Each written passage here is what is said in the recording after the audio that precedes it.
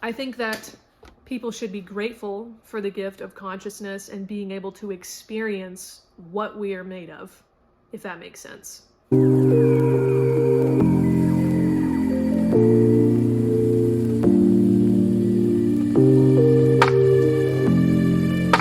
Hello, lovely people.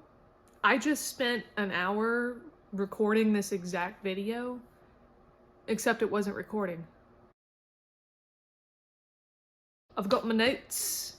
I've got 3 pages here of random stuff that I want to talk about, but it's mostly related to social media technology and my current lifestyle. I am something called a digital native. Now, if I remember from the top of my head, a digital native is somebody who was born and raised parallel to advances in society and therefore was able to kind of figure out technology without really much instruction.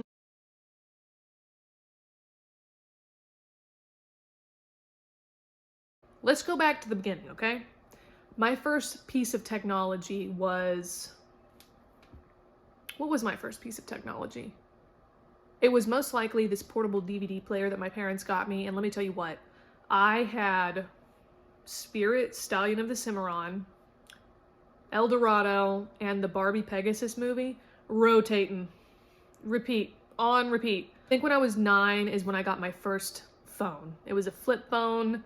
It was one of those prepaid ones where you spend like $25 and you get a certain amount of minutes and text messages, whatever. My dad got me an iPhone 3 for Easter one year, which, Dad, if you're watching this, that was an awesome gift. Thank you for that. You didn't have to do that. You probably shouldn't have given me an iPhone at that young of an age, but you know, I instantly downloaded Flappy Bird, Angry Birds, all the games that were, you know, popular at the time.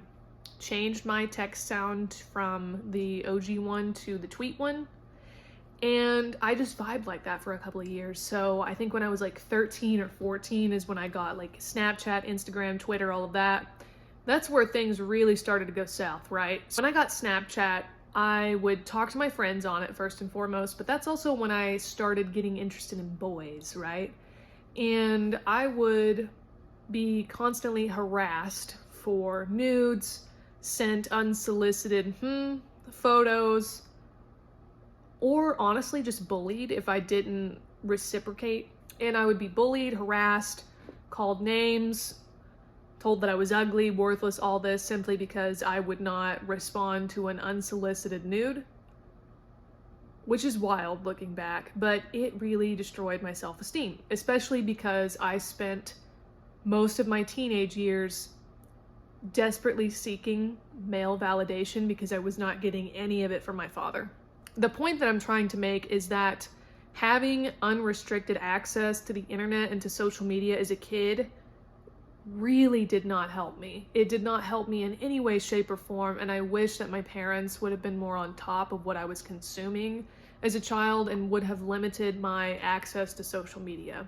I think I would have been a lot healthier. Then I went to college, right? I went to college, and unfortunately, I got involved in a really horrible platonic friendship with somebody who I'm not going to mention their name, but both me and my childhood best friend went to the same college, and she introduced me to this person.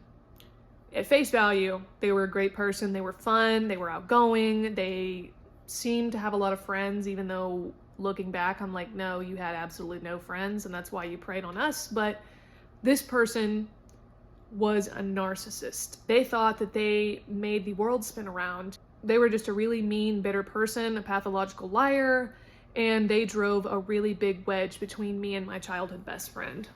And I stopped talking to my childhood best friend and devoted all of my time to this person, devoted all of my energy into this person. I isolated myself from my other friends and my family, and I became a very bitter, angry person, and I did not understand why.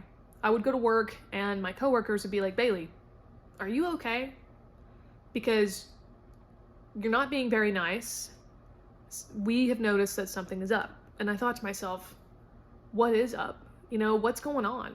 Why am I angry all the time? Why am I constantly lashing out? Why am I anxious? I had no way of knowing that it was related to this person at the time. So my childhood best friend actually reached out to me and said, hey, I started doing this thing called biofeedback, went to counseling. I think you should try it. She gave me the contact information for the therapist. I ended up going and seeing him, still with that therapist, and I've made some really great progress on my childhood trauma, PTSD I have from that, being less of a people pleaser and setting boundaries. But he helped me understand that this person was narcissistic and was the root of my unhappiness at the time. And I was like, great, I'm gonna cut him out of my life. And that's exactly what I did.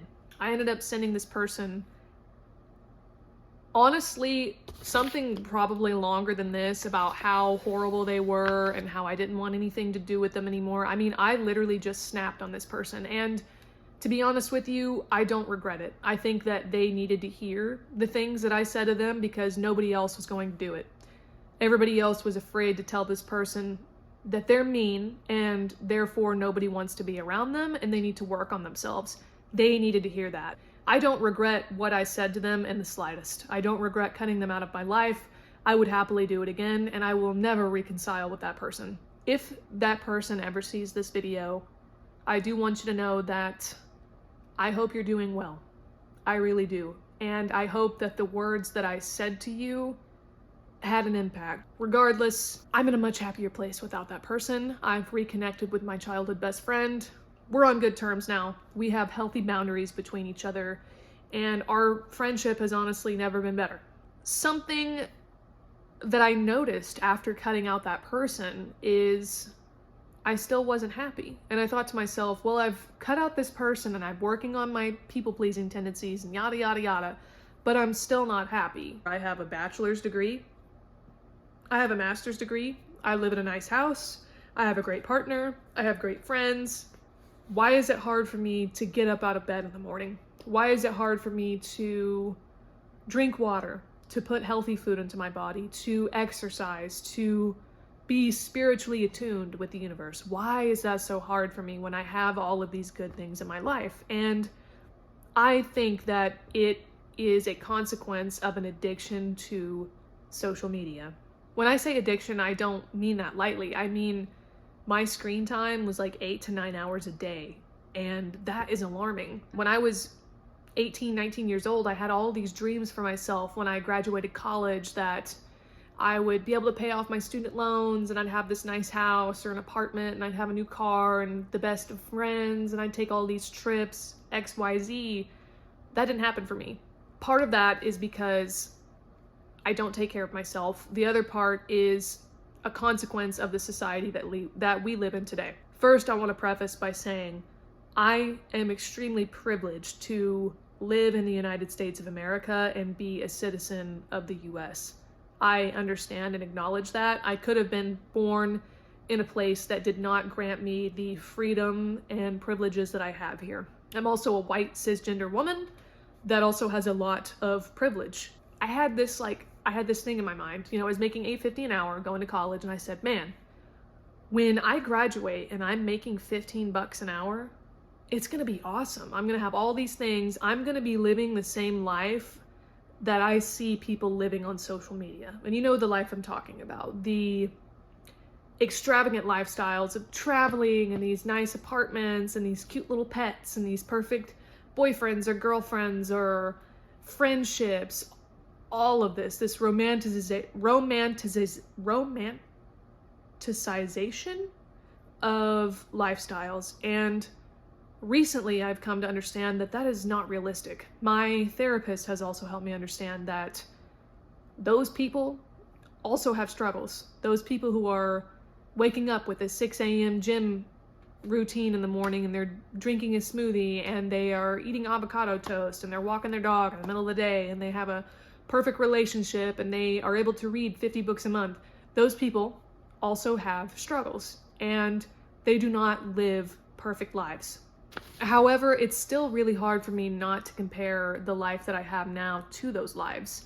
When I spend 8 to 9 hours of my life absorbing that from Instagram, Snapchat, TikTok, I have a really bad habit of comparing myself in any way, shape, or form to people that I envy, and I don't want to do that. I also have a problem with dwelling on my past mistakes and things I could have done differently in the past that maybe would have given me that kind of lifestyle. But I think to myself, there's a lot more that goes into it. Even if, hypothetically, I had gone back and fixed those mistakes and changed my outlook, my course in life, there are still systems in place that are going to prohibit me from living that lifestyle. I was not born into wealth. My parents are not millionaires or billionaires. I don't have a rich aunt or uncle. I don't have that. A lot of these people do. A lot of these people don't. Regardless, I still would not have been able to achieve that, if that makes sense, because of capitalism, to be completely honest with you. And that's something I'm going to talk about now. The United States is crumbling. And I mean crumbling. We have people working 60 to 80 hours a week, and they're still not able to get their basic needs met. Take Maslow's hierarchy of needs, right? How is a person going to reach this pinnacle of self-actualization and self-awareness and success and happiness if their needs are not met on the bottom tier? I'm talking about food, shelter, water. We live in an era where somebody could work 60 to 80 hours a week and still not be able to afford an apartment, a car payment, a cell phone bill, childcare, food for 1+ people. I mean, I could not imagine being a single parent and having to take care of children. I could not imagine having any kind of dependent right now and being able to meet my own needs as well as theirs. I just could not do it. Remember I said that when I was 18, I thought that making $15 an hour was going to be incredible, right? 2018, cost of living is pretty affordable. I mean, I was paying like $400 a month for rent. Then in early 2021, I got a full-time job making $15.45 an hour. And I was going to graduate school full-time as well. If you do not have to work full-time while you're going to graduate school, please do not. It will destroy your mental health. I was making $15.45 an hour. And then after taxes and healthcare expenses, and rent and utilities, I had maybe $200, $300 left over for groceries and savings. And I realized really quickly, wow, this is a problem, and I don't think I'm going to be able to escape it for a long time. I was a manager. I was managing 10 to 15 people at a time. And the amount of money that I was being paid for the amount of stress I was under was not worth it. I would come home every day and I would just be sucked dry of all of my energy, and I had nothing left to give to my partner because I was drained. I had nothing left to give to my family, to my friends. I isolated myself from everybody. I would come home, I would be in the worst mood. I would go to my bedroom and lay down, and I would just lay there until I had to go to sleep and then wake up, rinse and repeat. The weekends I would sleep in, try and clean my home, spend a little bit of time with my animals. I was just stuck in this horrible rut. I felt like I was being sucked into a black hole of anxiety, and I would just be in it when I was home. If I wasn't at work doing something, I was just in this hole, this pit of anxiety, and I could not escape it no matter what I did. I was not eating, I wasn't drinking water, I lost a ton of weight, and I became really unhealthy, very unhealthy. During that time, I was still addicted to social media. I would spend, 8-9 hours on Instagram, TikTok, all that, just comparing myself to the life that I could have, or I could have had if I had just done this differently, that differently, blah, blah, blah. No. My therapist did a really good job of reminding me that those people don't always live the life that they are portraying on social media. Some people do, and that's awesome, but 9 times out of 10, it's curated. That's just what social media is. Flash forward. I quit that job. I took on a different job. I got an internship. I was much happier. That took a giant weight off of my shoulders. However, income dropped, made things even worse. I had to take out more student loans to be able to buy groceries, dog food, car expenses. I drive a 2007 Ford. And let me tell you what, that thing breaks down left and right. I've spent a lot of money on it. Now my goal is to separate myself from social media and spending so many hours comparing myself and my life to other people. I don't want to wake up when I'm 75 and realize I've spent the last 50 years of my life just dwelling on the past and all of my mistakes that I can't fix. Nobody else is thinking of that, or if they are, that's their problem. You can have bad days. I'm not saying you cannot have bad days. I have bad days all the time, but I would like to have more good days than bad. And I feel like right now I'm having more bad days than good. And I don't want that to be the case. So now my goal is to drink more water, eat healthier, try to exercise at least 3 times a week, even if it's 30 minutes, even if it's a walk, it doesn't matter. Go to the gym, whatever, swim, some kind of exercise. I've taken on a new hobby. I'm sewing right now. I am absolutely in love with it. I'm enjoying things and I feel better. I feel healthier. My skin feels healthier. Something else that I think is very interesting about social media and an effect of it is individualism and an obsession with being unique. I've watched a lot of videos on it, and I think for a while I kind of fell into this pattern of, oh, I also need to be unique and individual. I have to find something about myself that stands out from everybody else so I can get attention. And that's just really not the case. I don't think humans are meant to be as individualistic as we are right now. Humans are very social creatures. I don't think there's anything wrong with empathizing with people and putting yourself in the shoes of other people and having a sense of community. There's nothing wrong with that. In fact, I would encourage it. But I think we live in a society today where people spend a lot of their free time trying to be unique and gatekeeping. I think a good example would be like gatekeeping a musical artist. You know, when somebody's kind of like a small artist for a while and there's that group of people that, you know, vibe with them, and then that artist blows up. Doja Cat's probably a good example. And people gatekeep it. They're like, well, I've been listening to her for 5 to 10 years, so I'm a true fan and you're not. I can't stand that mentality. I don't like gatekeeping and I don't like black and white thinking. There is so much gray matter when it comes to anything and everything. Not everything is black and white.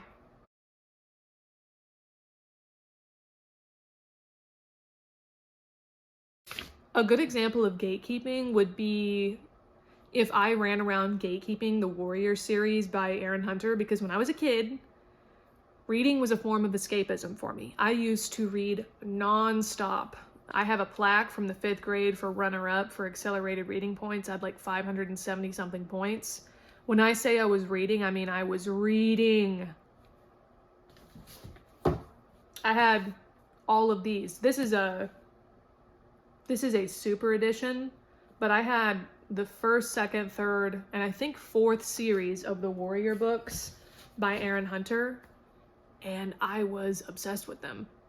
Thank you, Aunt Lisa, for always buying those for me, because my public school library did not have the funds to buy all of those, so I'm forever grateful for Aunt Lisa for buying those for me. But imagine if Aaron Hunter had another successful boom in 2023, which Aaron Hunter is not one person, I should preface that. But let's say the people who make up Aaron Hunter have another successful boom in 2023 and everybody's talking about the Warrior books again. Kind of like Colleen Hoover kind of blew up, you know, and everybody's talking about her.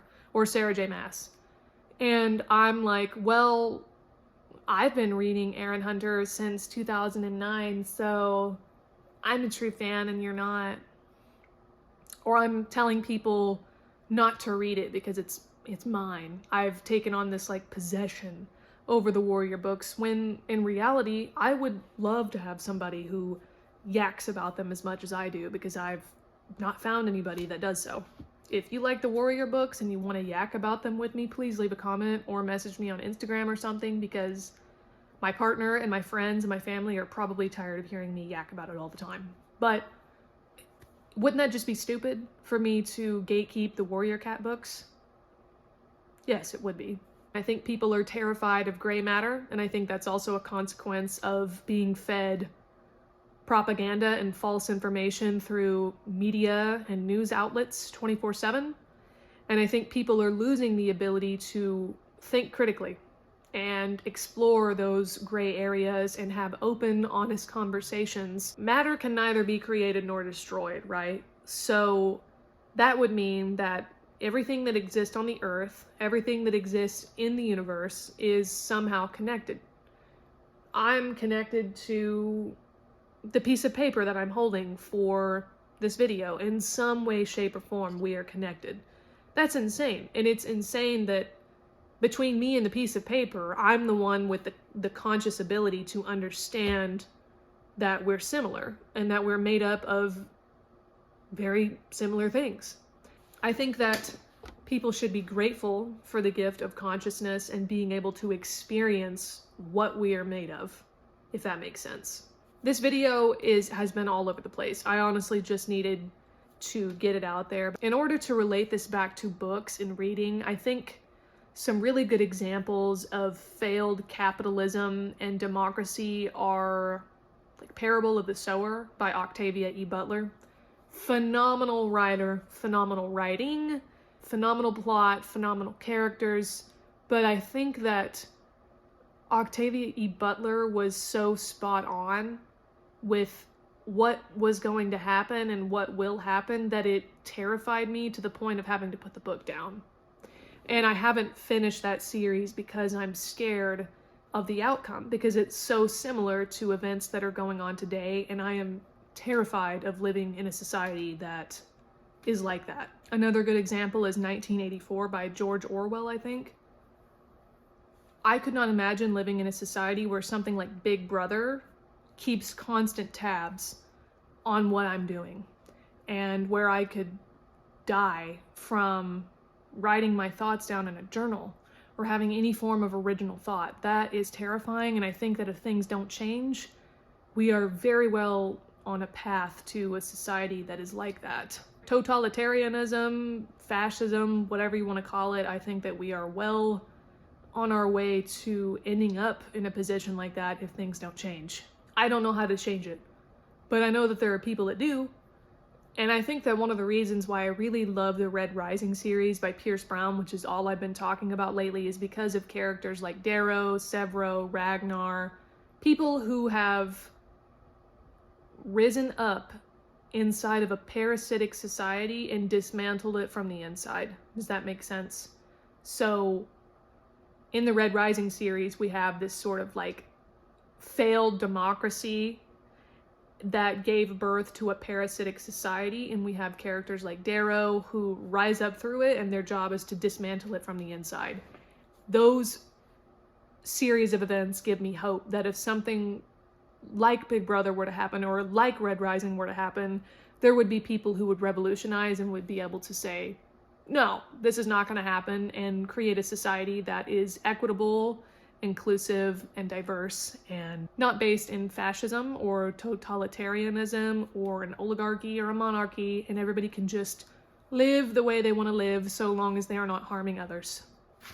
All of this is to say is that I have realized recently that my addiction to social media has been going on since I was about 13, so 11 years, and I think it's time to make a change. I think it's time for me to stop engaging with social media so much, stop comparing myself to these people and the lives that they lead, and take charge of my own happiness, manifest good things for myself, spend more time alone with my spend more time alone, spend more time doing hobbies that I enjoy, exercise more, eat healthier foods, hang out with my friends, go outside, feel the warmth of the sun, appreciate the gift of consciousness, and hopefully create a better future for myself. I'm going to HowlerCon in Tulsa, Oklahoma at the Cain's Ballroom on August the 3rd, and I'm making Mustang's outfit from the dinner that they go to in the first part of Golden Sun. And I'm just going to read you the description because I want to share my final design of the dress, and I want you to give me your input on it. So, this is Darrow's perspective. I follow his eyes and I see her then. She wears black amid a sea of gold, white, and reds. Like a dark specter, she glides in and out of the lift near the edge of the fake forest. She rolls her flashing eyes, twists her smirking mouth at the heads that turn in her direction to stare at her funeral gown. Black, a color to show disdain for all the marigolds about.